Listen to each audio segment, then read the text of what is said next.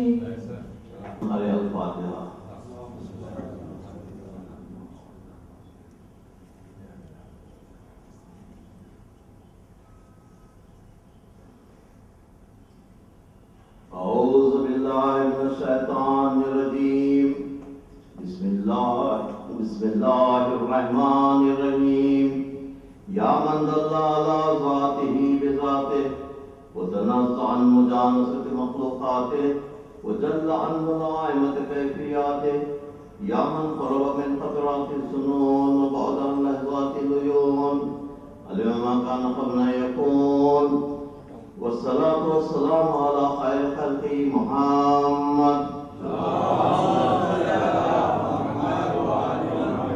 خاتم النبيين وسيد المرسلين ورحمة للعالمين وأهل بيت الطيبين الطاهرين المعصومين المظلومين الله تبارك وتعالى في الكتاب المجيد والفرقان الحميد وقال الحق إن الدين عند الله الإسلام.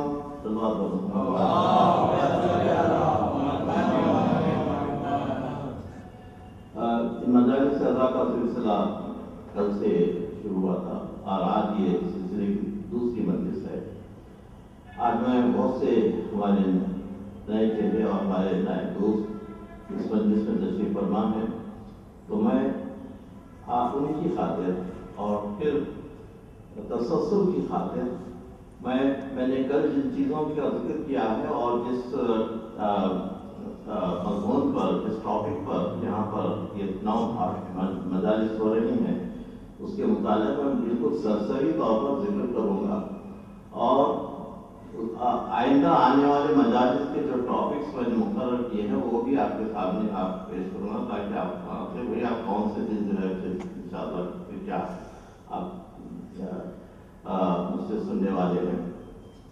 تو یہ اس سال کا جو ٹاپک ہے مجالس کا وہ ہے ورلڈ ویو آف اسلام، یا اسلامک ورلڈ ویو، یعنی اسلام کا کائناتی نظریہ اس کا، اور اسلام کا نظریہ جو عام طور پہ اس وقت موجود ہے، یعنی دوسروں کے پاس اسلام کا دوسروں کے متعلق کائنات کے متعلق نظریہ اور کائنات کا اسلام کے متعلق اور دوسروں کا اسلام کے متعلق نظریہ، یہ دونوں ایسپیکٹس آپ کے سامنے پیش کر رہا ہوں تاکہ آپ کو ایک پورا لطف آ جائے کہ کیا کیا اختلافات ہیں اور اسلام نے کیا کیا کیا ہے. کل کی مجلس سے میں نے کہا کہ اسلام کو جو باہر کا جو تصور ہے ورلڈ ویو اسلام کے متعلق وہ یہ ہے کہ تشدد گرد مذہب ہے، اور اس میں صرف تشدد کے سوا کچھ بھی نہیں ہے. اور ویسے تو پروپیگنڈا حضور کی زندگی سے لے کر اب تک چل رہا، قیامت تک چلتا رہے گا، کیونکہ حق و باطل کی جنگ ہمیشہ سے رہی ہے اور ہمیشہ رہے گی، لیکن حق کی ہمیشہ جیت ہوتی ہے. تو مسلمان جو ہے تشدد گرد، لیکن خود ہمارے ملک میں یہاں پر ہندوستان جتنے کمیشن بیٹھے مختلف فسادات کے متعلق، اور کا ایجنڈا نکلا کہ مسلمان کسی میں بھی انوالو نہیں تھے،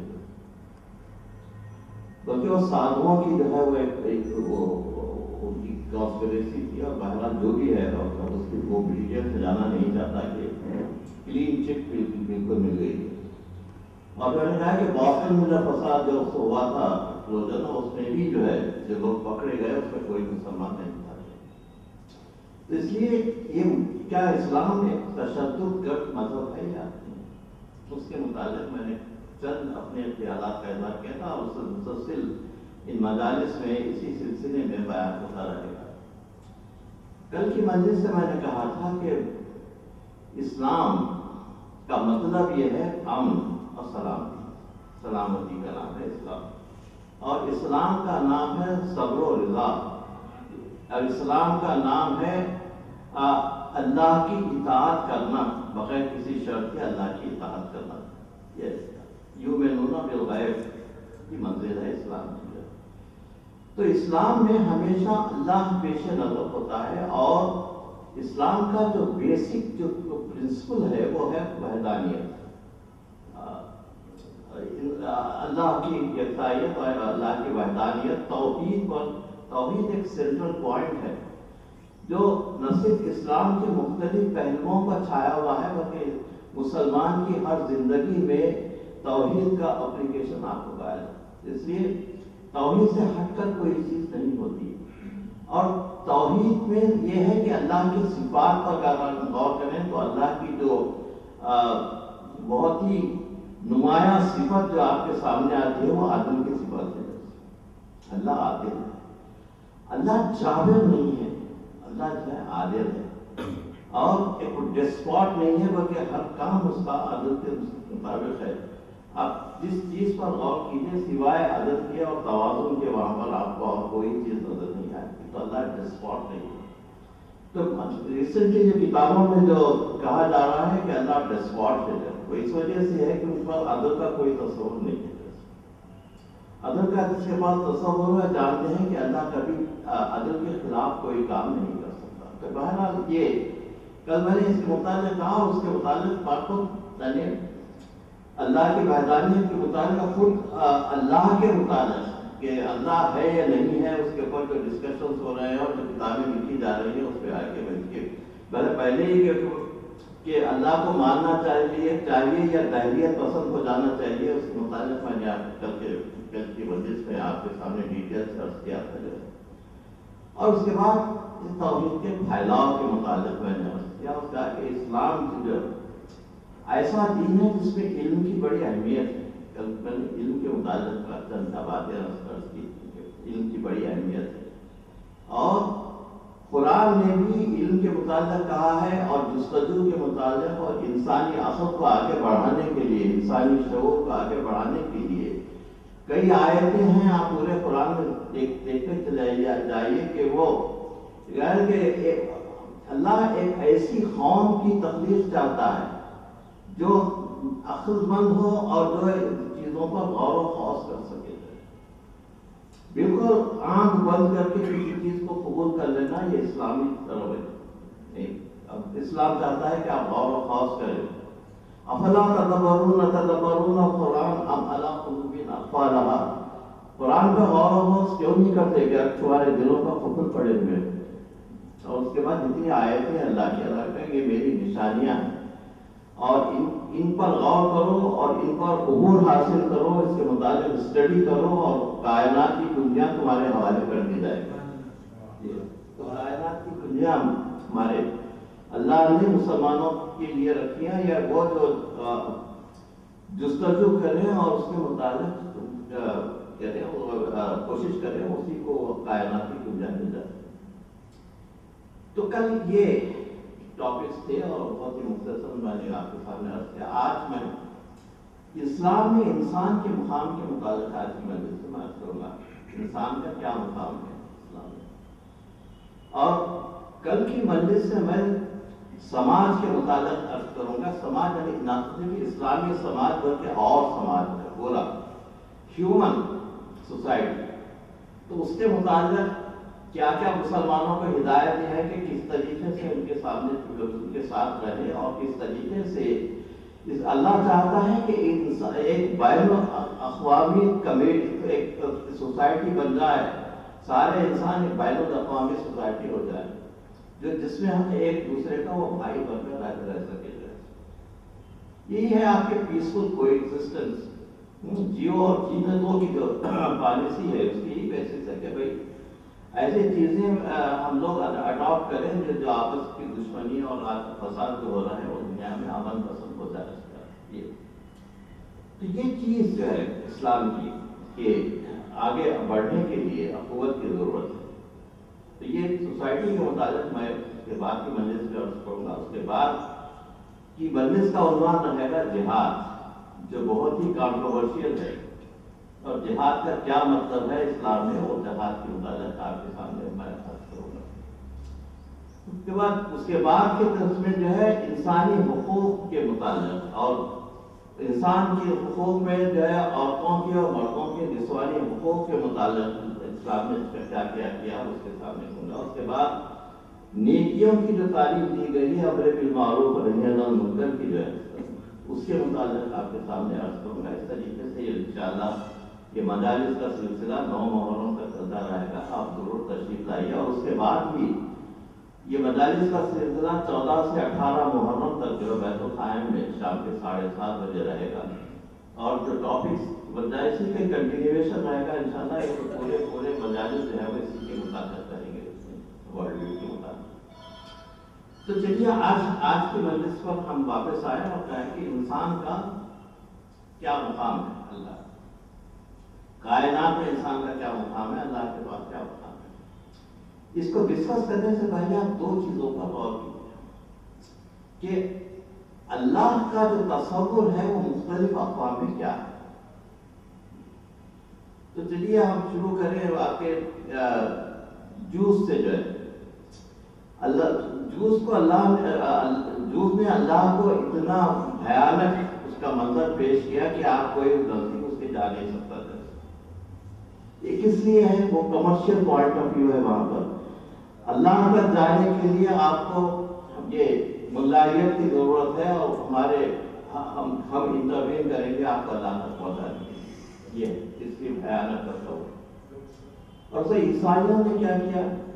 عیسائیوں نے انکارنیشن کا مسئلہ پیش کیا. کہا کہ وہ اللہ بیٹا بھی ہے اور اللہ خود معبود بھی ہے اور اللہ ہر چیز ہے. اور اس طریقے سے اللہ کی جو یکتائیت تھی اور اللہ کا جو مقام تھا انہوں نے اس کو گرا دیا. اور اس طریقے سے کہ اب ان کے پاس عمل کی کوئی گنجائش باقی نہیں رہی اور ساری کی ساری چیزیں بہت ظاہری ہیں اور روحانیت کا کوئی پہلو باقی نہیں رہا اس سوچوں پہ. اب آئیے آپ یہ اس کے بدھ مذہب. تو گوتم بدھ کا جتنا زمانہ تھا ان کی زندگی کا، تھوڑا سا 2 سال پہلے میں نے مختلف مذاہب پر تقاریر کی تھی. یہاں پر ان کا یہ تھا کہ یہ دنیا جو ہے یہ ایک مقام ہے جو رنج و غم سوائے اس میں کچھ نہیں ہے. اس سے دور چلے جانا چاہیے. تو انہوں نے جو ہے گوشہ نشینی اختیار کر دی. دنیا کو چھوڑ کر گوشہ نشینی اختیار کی. تو یہ دنیا کے بڑے بڑے مذاہب نے اللہ کا یہ تصور. لیکن اسلام کا کیا تصور ہے اللہ کے مطابق؟ اسلام کا تصور یہ ہے کہ اللہ عادل ہے اور اللہ جو ہے انسان کے بہت میں کیوں کہوں کہ مسلمان کے بہت قریب ہے، انسان کے اللہ بہت قریب ہے. جی قرآن میں ہے کہ نحن اقرب الیہ من حبل الورید، میں تمہاری رگے جان سے زیادہ تمہارے قریب ہوں. اب آپ کو کوئی انٹروینشن کی ضرورت نہیں ہے. آپ جائیے مصلی بچھائیے، دعا کیجیے اور جو ہے اور کسی اور طریقے سے دعا کیجیے، برابر اللہ سنتا ہے. جی اس کا اللہ دوسرے مقام پر کہتا ہے کہ ادعونی استجب لکم، تم دعا کرو میں تمہاری دعاؤں کو قبول کرنے والا ہوں. اس کا کہتا ہے فَإِذَا سَأَلَكَ عِبَادِي أَنِّي قَرِيبٌ أُجِيبُ دَعْوَةَ الدَّاعِ إِذَا دَعَانِ فَاسْتَجِيبُوا لِي. لوگ تم سے رسول سے مخاطب ہے کہ پوچھتے ہیں کہ اللہ کہاں ہے، میرے متعلق پوچھتے ہیں تم سے. ان سے کہا کہ میں ان سے بہت قریب ہوں، ان کے دل کی دھڑکنیں سنتا ہوں، ان کی دعاؤں کو سنتا ہوں اور ان کی دعاؤں کو میں قبول کرتا ہوں. تو یہ ہے اللہ کا تصور اسلام دیتے ہیں. اب انسان کا تصور کیا ہے مختلف مذاہب میں وہ سن لیجیے، اس سے اس کا دماغ کریں. تو میں پہلے کرسچینٹی کا تصور انسان کے متعلق کیا ہے. کہا کہ انسان پیدائشی گنہگار ہے.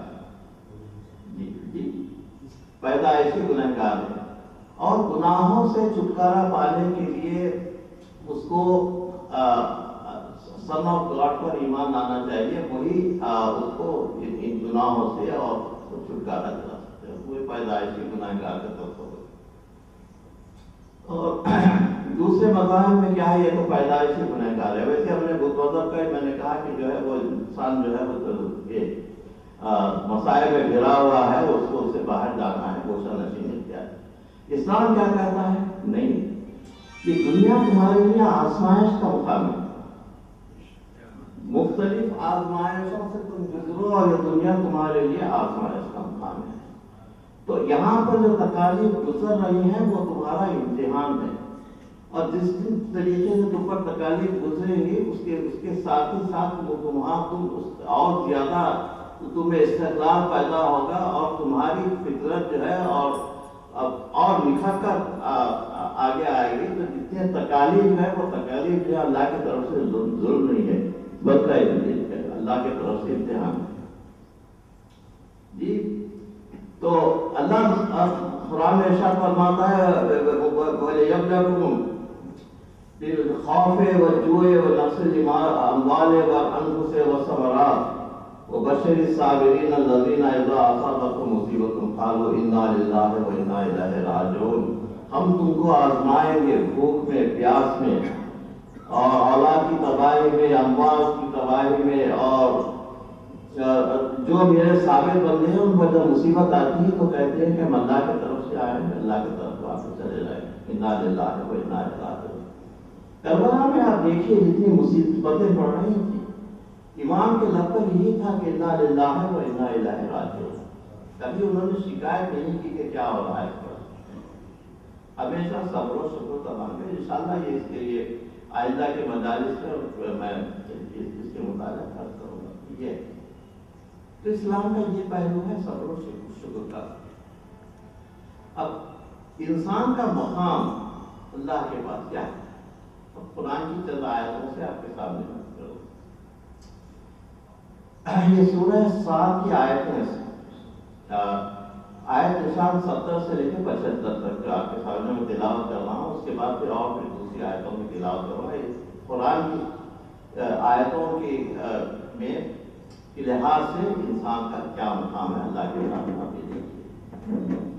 خلا ربک للملائکۃ انی خلقت بشرا من طین وإذا صفیتہ ونفخت فیہ من روحی وقعوا لہ ساجدین وسجد الملائکۃ کلھا الا ابلیس استکبر وکان من الکافرین۔ یہ بڑا توجہ، قال یا ابلیس ما منعک ان تسجد ان خلقت بیدی استکبرت وکان من العالین۔ قال انا خیر منہ خلقتنی من نار وخلقتہ من طین۔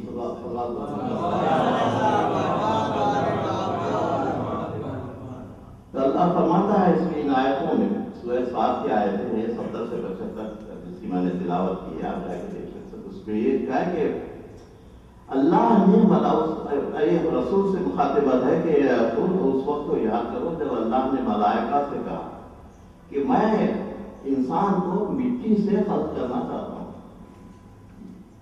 اور جب میں اس کی تشکیل خلق کر چکوں، اس کی صورت گری کر چکوں، اور میں اپنی روح اس میں پھونک دوں، نفخت فیہ من روحی من روحی یعنی میری روح سے اس میں کچھ پھونک دوں۔ اس کا مطلب یہ نہیں کہ اللہ کی کچھ روح کا حصہ جو اس پہ اللہ نے حضور کر دیا ہے۔ نفخت فیہ من روحی کا مطلب اللہ کا حضور نہیں ہے انسان میں۔ اس کا مطلب یہ کہ جب اپنے چند صفات سے اس کو عطا کرتا، نفخت فیہ من روحی فقعوا لہ ساجدین، تب اس پر سجدہ کرنا۔ تو ملائکہ نے سجدہ کیا اور ابلیس نے اس کا انکار کر دیا۔ اس کا اللہ نے کہا کہ اے ابلیس سے ڈائریکٹ مخاطبت ہے، تجھ کو کس چیز نے منع کیا کہ اس کو سجدہ نہ کرے جس کو میں نے اپنے دونوں ہاتھوں سے، یہ بتائیے دونوں ہاتھوں سے خلق کیا، یہ دونوں ہاتھوں پر رکھ دیا جی۔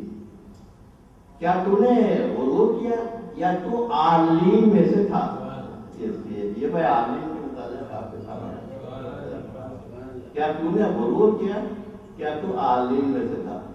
نے کہا کہ نہیں، انا خیر منہ، میں اس سے بہتر ہوں، کیونکہ میں آگ سے بنایا گیا ہوں، یہ مٹی سے بنایا گیا ہے۔ یہ کوئی یہ جو استدلال تھا اس کے سپورٹ میں اس کے پاس کوئی آرگومنٹ نہیں تھا کہ آگ کس طریقے سے مٹی سے افضل ہو سکتی ہے، وہ بھی ایلیمنٹ ہے، یہ بھی ایلیمنٹ ہے، کس طریقے سے جو ہے ہو سکتی ہے۔ اب یہ اس پر غور کیجیے، کیا تو نے تکبر کیا یا تو عالین میں سے تھا؟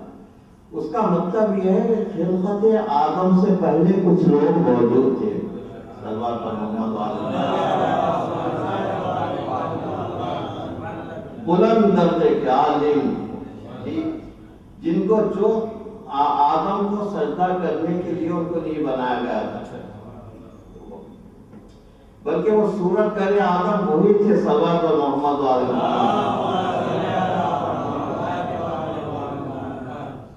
کیونکہ حضور فرماتے ہیں کنتا نبی بین آدم و بین ماء و طین، اور اس وقت ابھی تھا جب کہ آدم کا پتلا خاک و مٹی اور پانی میں تھا، اس وقت میں اور مولا فرماتے ہیں کنتا ولی آدم و بین ماء و طین، اور اس وقت بھی ولی تھا جب کہ آدم کا پتلا جو ہے پانی اور مٹی میں تھا۔ تو مطلب یہ ہے کہ یہ لوگ پہلے سے موجود تھے وہاں پر، اس لیے نور اول کائنات اللہ کی پہلی جو خلقت ہے وہ نور اول کائنات محمد آل محمد.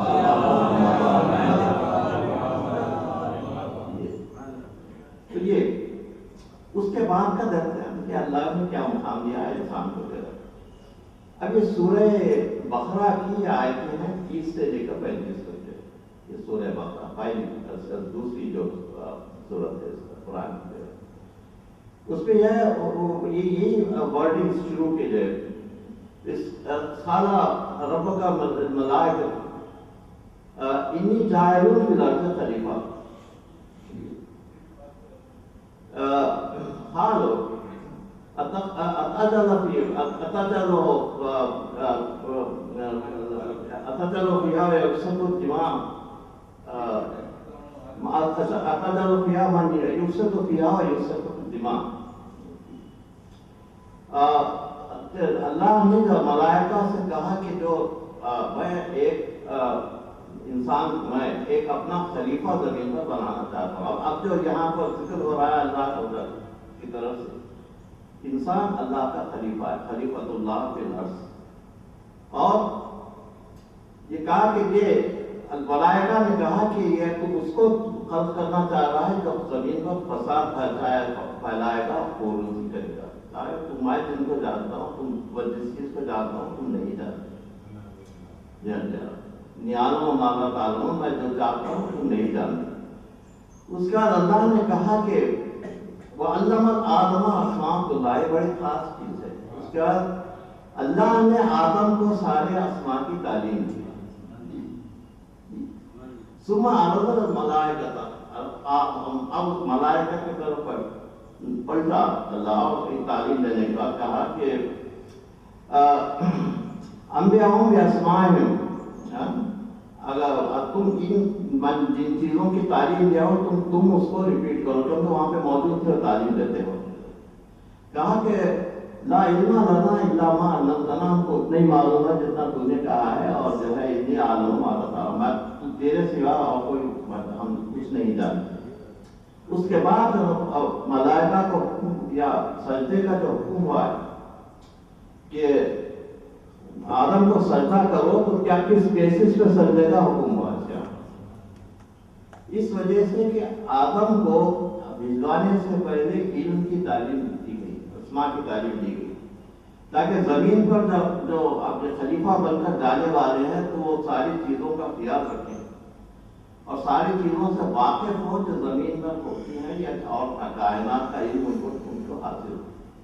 تو اس کا مطلب یہ ہے کہ ابتدا ہے آدم سے لے کر آخر تک کوئی جاہل کا کوئی پیغمبر یا امام نہیں ہو سکتا.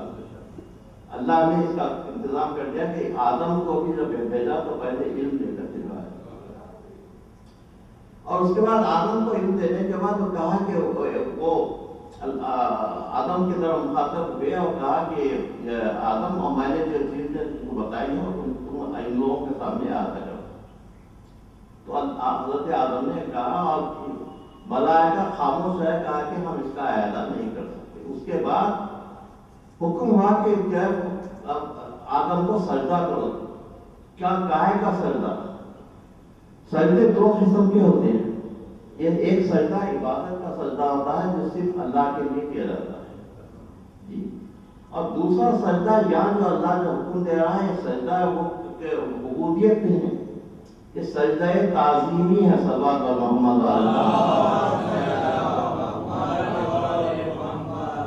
آپ بزرگوں کے سامنے جو جھکتے ہیں ان کو کیا ہے، آپ ان کو جو احترام کر رہے ہیں وہ تعظیم کر رہے ہیں. تو یہ تعظیم اللہ نے روا رکھی ہے کیونکہ آدم کو ملائکہ کو کہا کہ تم ان کی تعظیم کرو.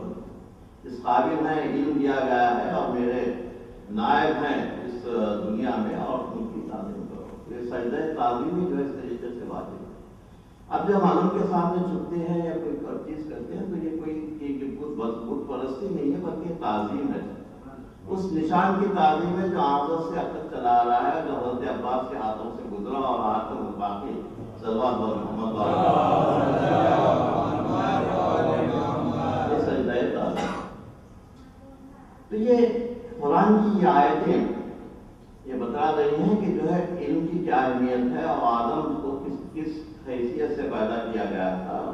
کہ وہ اللہ کا نائب ہے زمین پر، اور اس کے لیے وہ ساری چیزیں فراہم کر دی گئی جو اس کے لیے ضرورت تعین دے دیا گیا، اور یہاں پر رہنے کی سہولتیں وغیرہ دے دی گئی تھی۔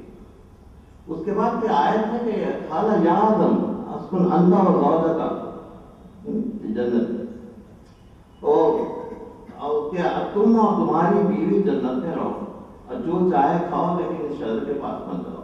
اب یہاں پر یہ سوال ہوتا ہے کہ بہت سے لوگوں کا خیال ہے کہ حضرت آدم پہلے خلق ہوئے اور اس کے بعد ان کی بیوی جو ہے ان کی پسلی سے پیدا، پسلی کا جوڑا جو ہے مشہور ہے حیدرآباد میں، ٹھیک ہے، کہتا ہے پسلی سے خلق کی گئی، ایسا نہیں، دونوں انڈیپینڈنٹلی خلق کیے گئے جی، آدم اور حوا دونوں انڈیپینڈنٹلی خلق کر دیے گئے، اور خلق کر دینے کے بعد دونوں ایک جگہ ہوئے اور جنت میں رہتے تھے۔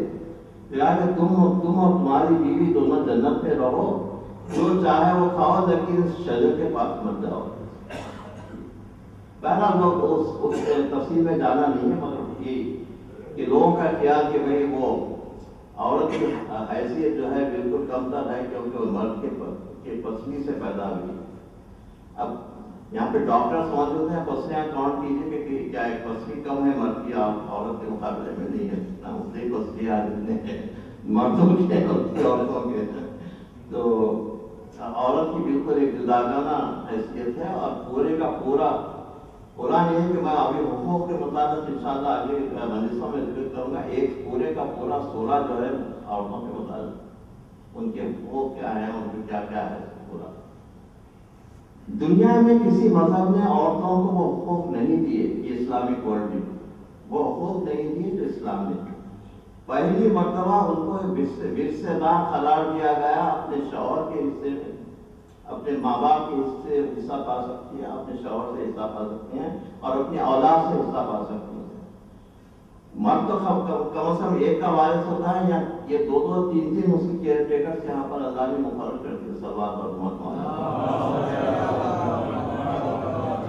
اب یہ اعتراض کہ بھائی عورت کا حصہ جو ہے مرد سے کم کیوں ہے، 50% کیوں ہے؟ اس لیے کہ عورت مرد کو صرف ایک ہی طرف سے مل سکتا ہے، لیکن یہاں پر وہ مرد کا بھی حصے دار ہے، اور شوہر کے بھی حصے دار ہیں، اور بچوں سے بھی حصے دار ہے، اور اس کی کفایت بچوں پہ لازم کرنا جو ہے بچوں پہ لازمی ہے۔ تو اس میں کوئی ناانصافی نہیں ہے، وہ ایڈ کر لیجیے، وہ بینیفٹ جو ہے اس سے زیادہ ہو جاتے ہیں مردوں کے بینیفٹ سے۔ صلی اللہ علیہ محمد۔ اس کا ایک اور پوائنٹ کو میں ڈسکس کرنا چاہتا ہوں، وہ یہ ہے اللہ نے انسان کو ارادہ خود اختیاری، وہ خود اپنا آپ سوچ سکتا ہے، اس کو عقل دی گئی ہے، ادراک کی وجہ سے میں کہا تھا عقل، ادراک، شعور، یہ سب چیزیں دی گئی ہیں، تو وہ اپنی منزل کو خود مہیا کر سکتا ہے۔ اور دوسرے مذاہب میں ہمارے بھائیوں کے پاس یہ ہے کہ ہر چیز ڈٹرمنڈ ہے، اور اس کے قسمت میں ہر چیز لکھی ہوئی ہے، اور قسمت سے بڑھ کر آپ کوئی چیز نہیں کر سکتے۔ یعنی آپ چوری کر رہے ہیں تو آپ کی قسمت پہ لکھا ہوا ہے کہ چوری کریں، یا کچھ اور کوئی برا کام کر رہے ہیں تو قسمت پہ لکھا ہوا ہے وہ سب۔ تو یہ ہے اقبال کیا کہتے ہیں، غلط ہے شکوہ تقدیر یزداں، تو خود تقدیر یزداں کیوں نہیں ہے، خودی تیری مسلمان کیوں نہیں ہے، غلط ہے شکوہ تقدیر یزداں، تو خود تقدیر یزداں کیوں نہیں ہے۔ یہ کہ انسان خود اپنی تقدیر کا مالک ہے، اور اس کو پہلے سے کوئی چیز ڈٹرمنٹ نہیں ہے۔ اگر پہلے سے کوئی چیز رہتی تو اللہ کو کوئی حق نہیں تھا پوچھنے کا کہ آپ نے یہ کیوں کیا، اور آپ نے آپ پلٹ کر کہہ سکتے ہیں کہ حضور والا آپ نے پہلے ہی سے لکھ دیا تھا میں کرنے والا ہوں، اب کیوں آپ پوچھ رہے ہیں کہ یہ کیوں ایسا ہوا ہے؟ اللہ کے عدل کو جو پوچھ رہا یہ واقعی یہ عقائد کیوں آئے اسلام میں؟ عقائد اس لیے آئے کہ لوگ ان لوگوں کو پروٹیکٹ کرنا چاہتے تھے جنہوں نے ظلم کیا تھا جگہ۔ خاطب رضی اللہ تعالیٰ عنہ، مخدومی رضی اللہ تعالیٰ عنہ، یہ ہو نہیں سکتا، یہ اسلام کی اسلامی کیونکہ انسانی فطرت کے خلاف ہے کہ خاطب اور مقتول جو ہے دونوں رضی اللہ تعالیٰ عنہ۔ ایک تو رضی اللہ ہوگا، دوسرا رحمت اللہ ہوگا، دونوں رضی اللہ تعالیٰ نہیں ہو سکتے. صلوات محمد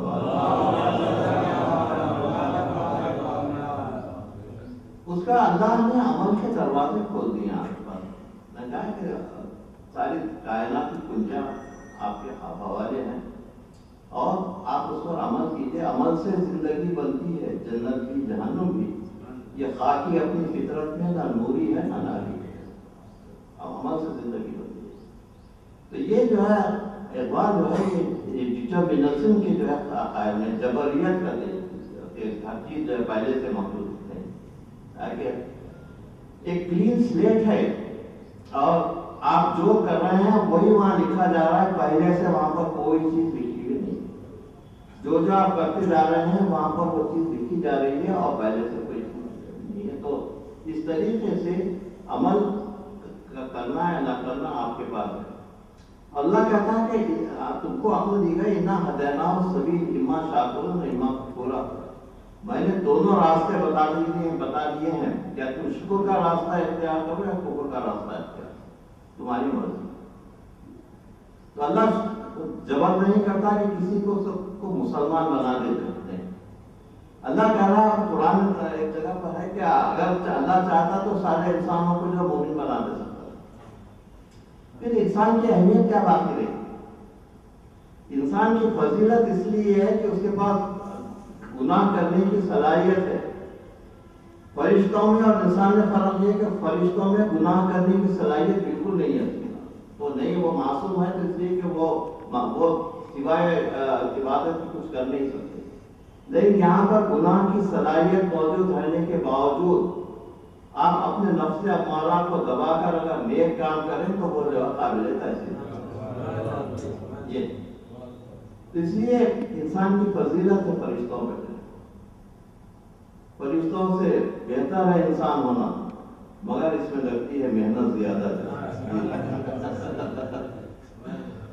تو یہ سارے کے سارے آزمائشیں ہیں جس میں سے انسان کو گزرنا ہے. تو یہ ارادہ خود اختیاری اللہ کی بہت بڑی نعمت ہے. اللہ کو نے اس کو دی گئی ہے. اب اس پہ یہ بات پیدا ہوتی ہے کہ بھئی انسان کس حد تک آزاد ہے اور کس حد تک جو ہے وہ آزاد نہیں ہے. پوری مکمل آزاد. جہاں تک جو ہے انسان محکوم ہے اور کچھ نہیں کر سکتا، وہ لاس آف نیچر کے تحت جو جو چیزیں آتی ہیں وہ ساری چیزیں اوور ڈٹرمنٹ ہے. سورج کا نکلنا اپنے وقت پہ ڈٹرمنٹ ہے، زلزلے ڈٹرمنٹ ہے، ہر چیز ڈٹرمنٹ ہے. تو اس سے اگر کوئی نقصان پہنچ رہا ہے تو وہ جو ہے وہ اس کو وہ کچھ نہیں کر سکتا. وہ امام جعفر صادق علیہ السلام بہت دلچسپ ہے. دیکھیے مولا کس طریقے سے چھوٹی چھوٹی مثالیں دے کر سمجھا کرتے تھے. کہا کہ مولا یہ سمجھائیے کہ انسان کس حد تک انڈیپینڈنٹ ہے اور کس حد تک ڈیپینڈنٹ ہے. مولا نے کہا کہ تم اپنا ایک پیر اٹھاؤ. جی انہوں نے جلدی سے ایک پیر اٹھا دیا. اب کیا ہے دوسرا پیر بھی اٹھاؤ. کیا کہ مولا کیسا مطلب گرتا میں یہاں پر تم کچھ نہیں کر سکتے، تم مجبور ہو گئے. جس حد تک تمہارے ذمہ جو چیز ہے وہ ہے کہ تم ایک پیر اٹھا سکتے ہو لیکن دوسرا پیر نہیں اٹھا سکتے کیونکہ گریوٹی تم کو خود کر دے گی.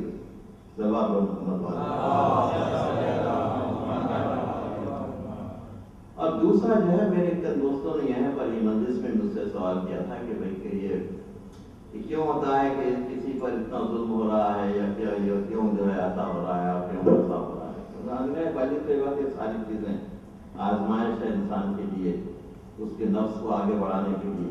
امام حسین کہہ سکتے تھے کہ ان کے مظالم کیا ضرورت ہے، مظالم کو کیوں انہوں نے سہا. اس لیے کہ بتانا چاہتا تھا کہ نفس کی بلندی کے لیے اور اللہ کے لیے کیا کیا قربانی دی جا سکتی ہے. اور انشاءاللہ مسائل میں اس پر کروں کہ وہ آیت جس کی میں نے تلاوت کی تھی کہ اللہ تمہارا امتحان لے گا حکم پیاس میں، اولاد کی دوائی میں. یہ سارے کے سارے امتحان ہر نبی کو ایک چیز کے لیے ہوئے. کسی کا بھوک میں ہوا، کسی کا پیاس میں ہوا، لیکن کسی کا امتحان ایک ہی دن میں 24 گھنٹے کے اندر ساری چیزوں میں نہیں ہوا. تو حسین اس امتحان سے کامیاب ہو گئے.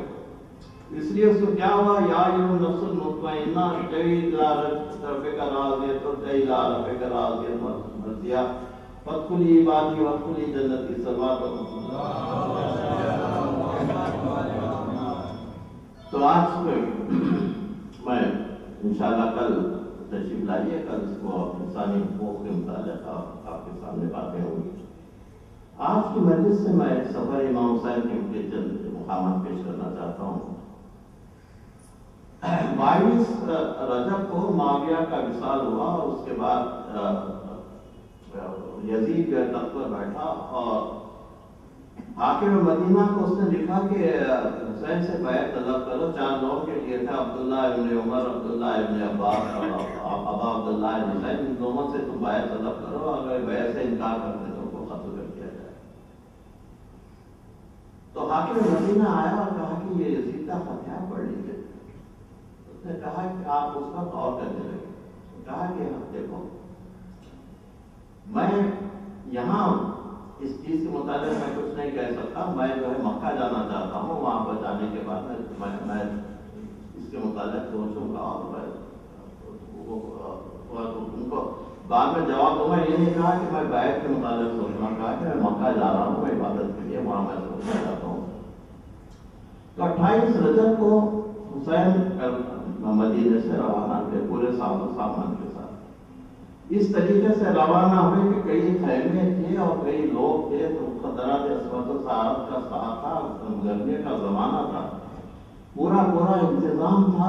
اس انتظام کے ساتھ حسین مدینہ پہنچے، کیونکہ حسین کوئی معمولی آدمی نہیں تھے، بہت بڑی شخصیت تھی ہے، تو سفر کا انتظام بھی اسی طریقے سے ہوا تھا۔ اس کے بعد اور سفر کا پورا انتظام حضرت ابوالفضل عباس ابن امیر المومنین وہ کرتے تھے۔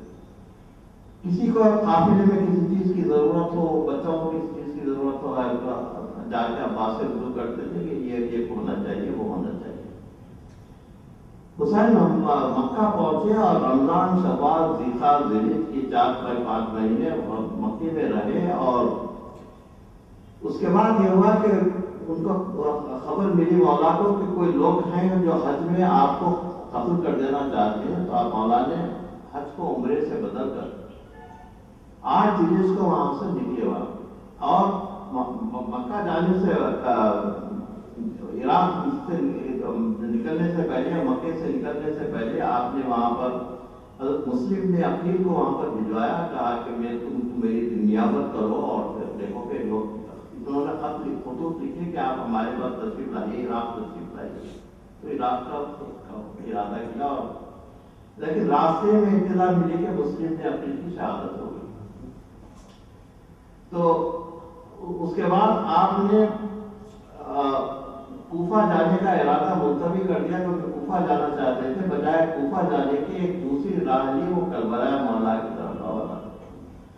یزید کا ایک بہت بڑا لشکر آپ کے ساتھ تھا، جو ان کی سرکردگی میں تھا۔ یہی ہے کہ آپ نے سنا ہوگا سلام میں کہ رات جو ہے جہنم میں بسر ہوئی اور صبح جو ہے جنت میں رہیے۔ تو یہ ان کا لشکر ساتھ ساتھ جا رہا تھا، اور اس کو یہ ہدایت دی گئی تھی کہ کوفے سے جو ہٹا دیں اور ایک ایسے مقام پر لے کر چلا جائے جو کوفے سے بہت دور ہو۔ تو کوفے سے ہٹ کر وہ کربلا مولا، دوسری محرم کو آج کربلا مولا حضور کو پہنچے۔ تو آج کی تاریخ جو ہے وہ امام حسین کی کربلا جہاں سارے مشکلوں کا آغاز ہوا۔ کربلا مولا پہنچنے کے بعد حضور نے خیمے اپنے نصب کر دیا فرات کے کنارے، اور اس کے بعد وہاں کے زمیندار جو تھے کربلا کے، ان کو بلایا اور کہا کہ حسین غصبی زمین پر کوئی لگانا نہیں چاہتا، میں یہ زمین خرید دینا چاہتا ہوں۔ انہوں نے کہا کہ مولا یہ زمین آپ کی نظر ہے، کہا نہیں، تو اس کی قیمت کرو۔ قیمت مقرر ہوئی، اس کے بعد دیوانہ لکھا جانے لگا۔ اس کے بعد ایک معتبہ خیمے سے تشریف لائی اور کہا کہ مولا دیوانہ لکھا جا رہا ہے، اس دیوانے میں اکبر کا نام لکھیے، اکبر کے نام سے دیوانہ لکھیے۔ کہا کہ نہیں، میں تم وہاں پہ جاؤ۔ ایک خبر کی جگہ اکبر بھی پائیں گے۔ اس کے بعد سوالہ لکھے جانے کے بعد مولا نے وہاں کے قبائل کو بلایا اپنے پاس اور کہا کہ اے کربلا کے تم میں رہنے والوں ہو، تم سے ایک تمہارے زمین میں واپس کرتا ہوں، لیکن میری شرط یہ ہے کہ جب ہم لوگ شہید ہو جاتے ہیں تم ہم کو یہاں پر دفن کر دینا۔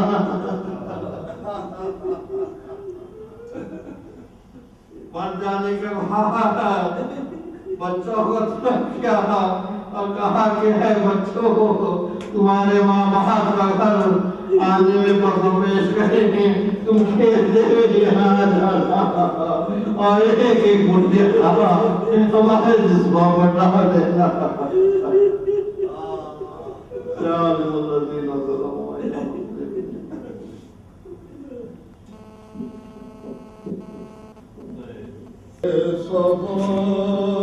کو حضرت نے کہا کر بلا والو ہمیں درکار ہے بلا والو، ارادہ ہے اسی جنگل میں اپنا گھر بسائیں گے، نہ ہوتا حج اب تم سے جدا کر بلا والو، خدا را مرنے والوں کی نہ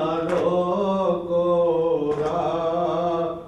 رہنے دو، مجھے لائی ہے یا میری عزائے کر بلا والو، عجب غربت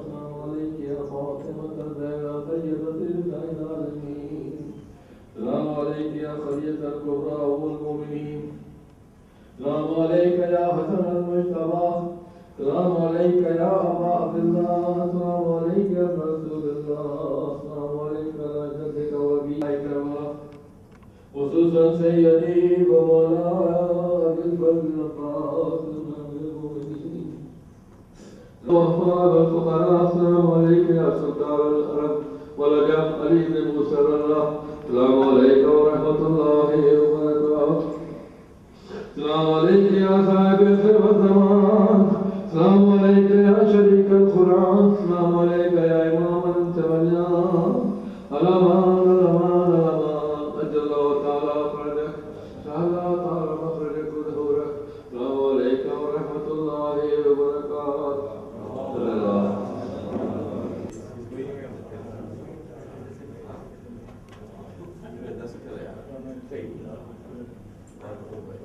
دس کی رات جا رہا ہے سو